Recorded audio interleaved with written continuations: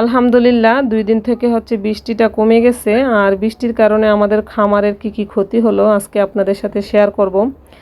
আর মুরগি অসুস্থ হলে খামারের মুরগিকে আমি কিভাবে ট্রিটমেন্ট করি এবং ওরা ব্যথা পাইলে কিভাবে মলম তৈরি করি সে সম্পর্কে আজকের ভিডিওতে শেয়ার করব। আর এই যে আমার রেন লিলি গাছে অনেকগুলো রেন লিলি ফুটে আছে, মাশাআল্লাহ অনেক সুন্দর লাগছে। হ্যালো এভরিওয়ান, আসসালামু আলাইকুম। আশা করি সকলে ভালো আছেন। আলহামদুলিল্লাহ আমরাও ভালো আছি। আবারও চলে আসলাম আনায়াস ডেলি লাইফের পক্ষ থেকে নতুন আরও একটি ভিডিও নিয়ে। আশা করি আপনাদের সকলের ভালো লাগবে। কিছুদিন ধরে এত পরিমাণ বৃষ্টি হয়েছে, বৃষ্টির কারণে হচ্ছে মানে গাছপালা বাড়িঘর কোনো কিছুরই যত্ন নেওয়া হচ্ছে না। আর বৃষ্টির সময় তো আমরা যারা হচ্ছে মানুষ আছি আমাদের তো হচ্ছে আমরা কষ্ট হলে কাউকে বলতে পারি, কিন্তু পোষা প্রাণীগুলো কিন্তু আসলে এই কথা তাদের কষ্টের কথাটা কাউকে বলতে পারে না, বুঝাইতেও পারে না।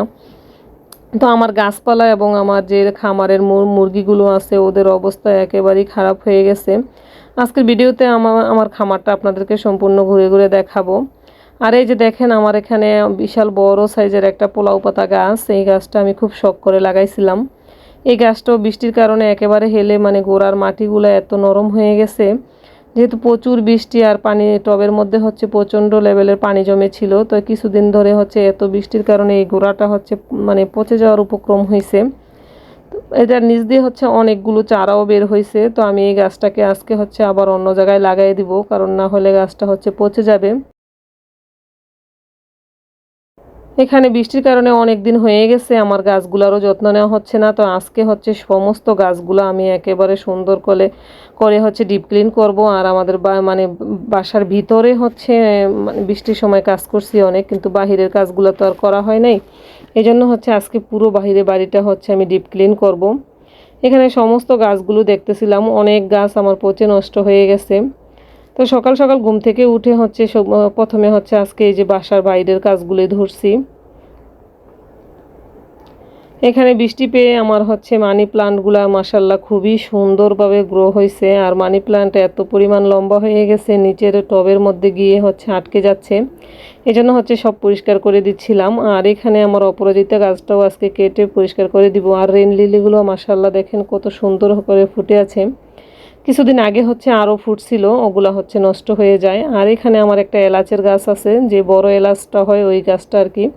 তো এখানে হচ্ছে রেন লিলির পাশে যে মানে ফুলের পাশে যে গাছগুলো হেলে গেছে ওগুলো হচ্ছে আমি কেচি দিয়ে সব কেটে দিচ্ছিলাম।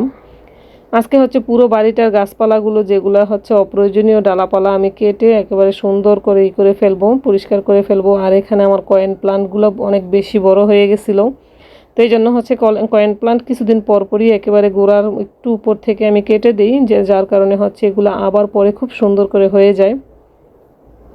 ভিডিওটা দেখতে দেখতে ভিডিওর কোনো অংশ যদি ভালো লেগে যায় প্লিজ আমার চ্যানেলটা সাবস্ক্রাইব করে আমার পাশেই থেকে যাবেন আর একটা লাইক দিয়ে দিবেন, কারণ আপনাদের একটা লাইক আমাকে নতুন নতুন ভিডিও বানাতে অনুপ্রেরণা যোগায়।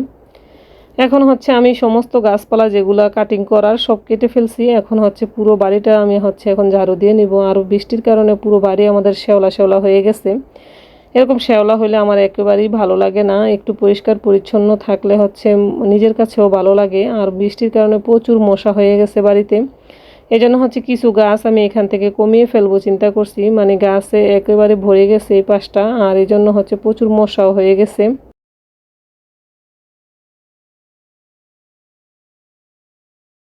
আসলে গাছপালা আমার খুবই ভালো লাগে। আপনি মানুষের কাছে যাবেন তারা অন্য মানুষকে সময় না দিয়ে মানে যখন খারাপ লাগবে তখন একটু গাছের পরিচর্যা করবেন, দেখবেন আপনার মনটা খুবই ভালো হয়ে গেছে।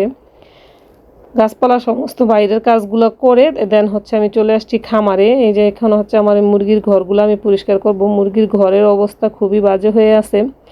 তো এখানে হচ্ছে উপরে যে নিচে মুরগিগুলো আর কি উপরে উঠাই দিছি, কারণ নিচে বৃষ্টির পানি পড়ে একেবারে স্যাঁতসেঁতে হয়ে যায় ঘরটা। কিছুদিন ধরে তো এরকম অবস্থা হয়েছে, আমার সব মুরগি ঠান্ডা লেগে গেছিলো। আমি তো সম্পূর্ণ ভয় পেয়ে গেছিলাম যে আবার না হয় যে আমার খামারটাই না শেষ হয়ে যায়। গত বছরে হচ্ছে আমাদের ঠান্ডা লেগে কিন্তু পুরো মুরগির খামারটাই শেষ হয়ে গেছিলো। আমি আবার অল্প অল্প করে খুব কষ্ট করে আবার শুরু করছি।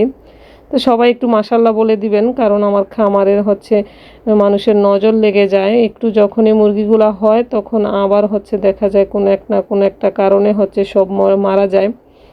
এরকম করে প্রত্যেক বছরই মানে কয়েক বছর পর পরই আমাদের সব সর্বনাশ হয়ে যায় এরকম। আর এই যে এখানে দুইটা ছোট ছোট হচ্ছে ব্রয়লার মুরগির বাচ্চা নিছিলাম, আনায়া হচ্ছে কান্নাকাটি করে এই জন্য ওর জন্য। আর সেই মুরগিগুলো মাসাল্লাহ এখন 1 কেজির উপরে হয়ে গেছে। এগুলোকে হচ্ছে আমি কেটে ফেলবো, কারণ এগুলার প্রচুর খাবার লাগে আর ওদের পায়খানা এত পরিমাণ দুর্গন্ধ হয়, এই জন্য হচ্ছে বড় হয়ে গেছে যেহেতু কেটে ফেলে দিব। খামার পরিষ্কার করে দেন হচ্ছে আমি বাইরে আসছি, দেখি এই মোরগটা হচ্ছে এত পরিমাণ উত্তাপ করে পা পুরো কেটে ফেলছে। এই জন্য হচ্ছে মুরগি যখনই কোনো ব্যথা পায় আমি হচ্ছে মুরগির পায়ে এভাবে মলম লাগিয়ে দেই। মলমটা হচ্ছে আমি সরিষার তেল আর হচ্ছে হলুদের গুঁড়া মিক্স করে এই মলমটা তৈরি করি। এটা হচ্ছে খুবই উপকারী একটা অ্যান্টিবায়োটিকের কাজ করে হলুদ। তো যেখানে হচ্ছে ওদের আঘাত লাগবে বা কেটে যাবে লাগাই দিলে একটু পরই সাথে সাথে কিন্তু মানে একেবারে সেরে যায়।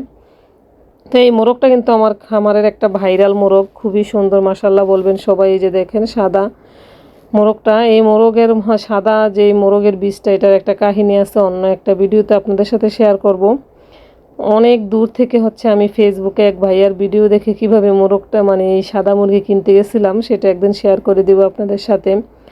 আর এই যে যখনই ঘর পরিষ্কার করতেছিলাম বাচ্চার চিচি শব্দ হইতেছিল। তো এখানে অনেকগুলা ডিম কিন্তু আমরা বসাইছিলাম এবার, মোট 14টা ডিম দিয়ে বসাইছিলাম। আমাদের সমস্ত মুরগির ডিম নষ্ট হয়ে গেছে, মাত্র 4টা বাচ্চা ফুটছে দেখেন। আর আগেও হচ্ছে চেক করে দেন হচ্ছে তখনও হচ্ছে ফেলে দিছিলাম কিছু ডিম, মানে লাইট দিয়ে যখন চেক করছিলাম তখন দেখছিলাম যে ডিম অনেকগুলা হচ্ছে জমে নাই, শুধু গরম বৃষ্টির কারণে আর কি এবার এরকম সর্বনষ্ট হয়ে গেল।